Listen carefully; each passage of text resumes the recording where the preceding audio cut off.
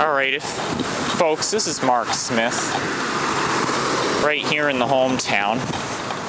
If this video turns out being shorter than 12 minutes, that would be the live view overheating would be what would be responsible for that.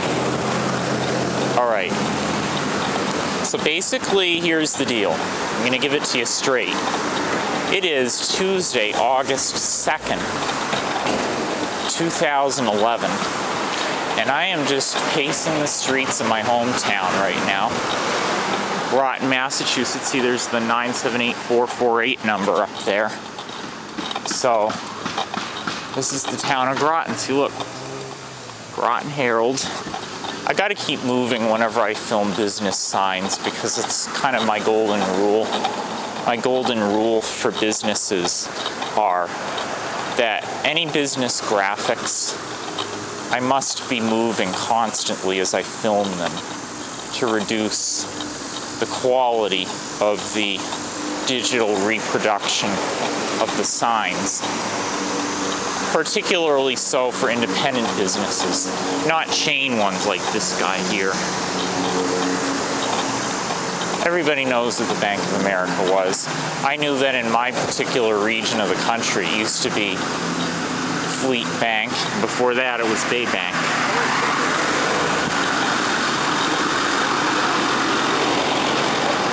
So we're just going to keep filming as long as the camera will let us film until it shuts off. The live view just gets too hot. You can't keep it up. But we're about 2 minutes in, which is not half bad, really. After the completion of a third full-length feature, 720p, 12-minute video, one more full length can fit on the card. And then the length starts shortening. It's cool. They got in. I got to keep walking. It's good.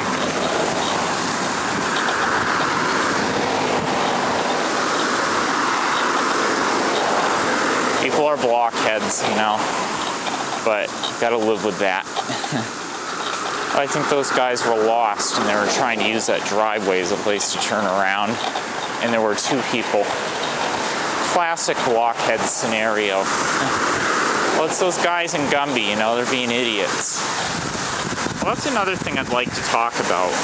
I liked how a moving experience, it showed a constant lack of communication or ability to communicate in an appropriate, mature manner that caused the G&J block to continuously and chronically break all the furniture and possessions that belonged to Gumby's family. For one thing, they never really agreed on who was going to pass under the threshold and leave the kitchen first. They didn't have enough room to crowd through the doorway, both of them. But they were bickering and fighting, and in their fighting, stuff got smashed. And G-Block just basically smacks J-Block in the head, as if like he's pointing blame. But if they had communicated instead of fought over who was going to go first, and they just like, after you know what I mean? And gave a little kind hand gesture, you know, to let the other one go first. Yeah, then things would not have been broken and smashed. And then like J-Block struggled with the bed frame. That was the next thing to go wrong. He was probably, I imagine, too scared to go into the living room to approach J-Block. I mean, J-Block was in the bedroom trying to disassemble the bed. He was having a lot of trouble with the bed frame. But J-Block was too scared, I picture, to approach the G-Block in the other room was working on putting the TV on the dolly. Because he was too scared that the G-Block would, you know, get upset with him, that he can't do his job or belittle him.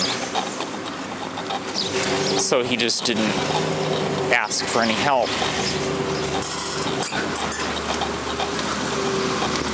He's going my way.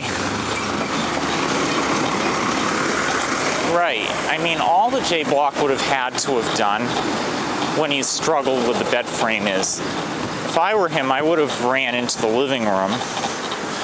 And, you know, pardon me, I'm having some trouble with the bed thing. Do you need help with that? Maybe I can help you with the TV and then you can help me with the bed frame.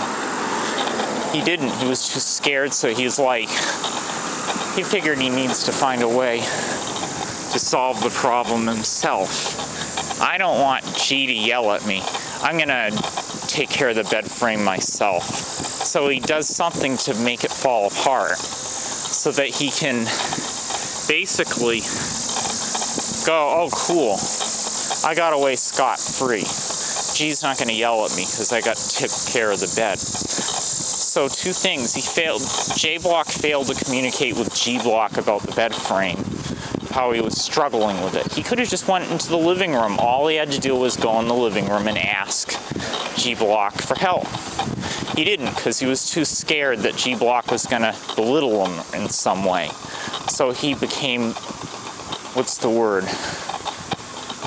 became headstrong and kicked the bed. And then he wasn't looking where he was going. There was no communication as, you know, G was passing by the room like, I'm gonna wheel the TV over this way, so watch it, you know, or I don't want you to bump into me. No, none of that. They weren't communicating. But notice as they were damaging the possessions, they weren't very remorseful because maybe the condition of the possessions were not their first priority. Their number one priority might have been perhaps probably seeing if there was any cash or jewelry or something. Yeah, like G just threw the rug after the TV got smashed, took some throw carpet and put it over the TV and then indicated shh, as if don't tell anyone, and then Jay kind of nodded, yeah, I won't. Poor communication. It's a communication breakdown. When people are too scared or afraid to ask for help because they're worried about being labeled as incompetent, that's when a workplace gets sloppy, because when people don't truly know what they're doing, but they're too afraid to ask for the help they need. So that's kind of what they were showing, is that the blockheads were operating off of a hierarchy of fear, and that's not the best way to do, because then communication shuts down. Or when you use fear, or there's a system of fear put in place, communication shuts down and people hesitate or are reluctant to ask help, to ask for help or to get feedback, because they don't want to be belittled. And they might have learned from past experiences, no, I can't do that. So that's what happened.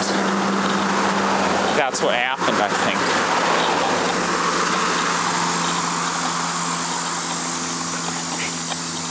All right, we're gonna kill the camera after this video completes. Hopefully from it maxing out in length, not from it, you know, having an overheated viewfinder.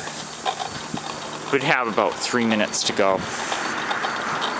We're just gonna shut off the camera, walk the rest of the distance back to the car, put the camera in the car, go to the bathroom, go back out and get our Nikon Coolpix and start filming lengthy 29-minute .mov QuickTime movie files, which will be in stereo sound using the AAC Plus stereo system. And I mean, I'm gonna try to continue to not fall behind. I know I can't I can't exaggerate the I should not exaggerate on the doing away with the nasal voice, but on the same token, maybe sometimes I gotta exaggerate a bit so that I don't fall behind. You know, because I don't think I've ever internalized how to not be nasally. But I'm not gonna overdo it too much. I'll learn as I learn. There's no rushing nature. So 90 seconds, folks. Do you think I can do it?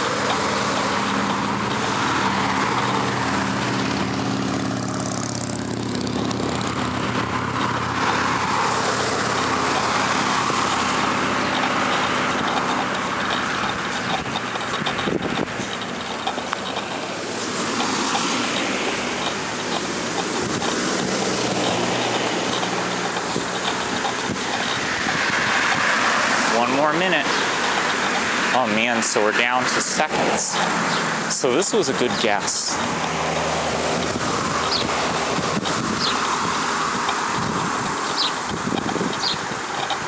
I know, I'm gonna be a blockhead. I'm gonna use the restroom, which is not advertised as a public bathroom, but sometimes every once in a while you gotta be a blockhead, I guess. I can be a blockhead, sure.